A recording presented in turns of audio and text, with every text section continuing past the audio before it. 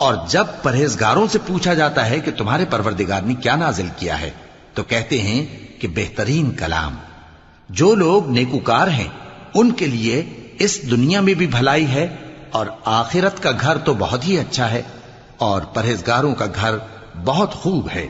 وہ بہشت جاویدانی جن میں وہ داخل ہوں گے، ان کے نیچے نہریں بہہ رہی ہیں، وہاں جو چاہیں گے ان کے لیے میسر ہوگا۔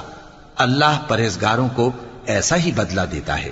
ان کی کیفیت یہ ہے کہ جب فرشتے ان کی جانیں نکالنے لگتے ہیں اور یہ کفر و شرک سے پاک ہوتے ہیں تو سلام علیکم کہتے ہیں، اور کہتے ہیں کہ جو عمل تم کیا کرتے تھے ان کے بدلے میں بہشت میں داخل ہو جاؤ۔ کیا یہ کافر اس بات کے منتظر ہیں کہ فرشتے ان کے پاس جان نکالنے آئیں یا تمہارے پروردگار کا حکم عذاب آ پہنچے؟ اسی طرح ان لوگوں نے کیا تھا جو ان سے پہلے تھے، اور اللہ نے ان پر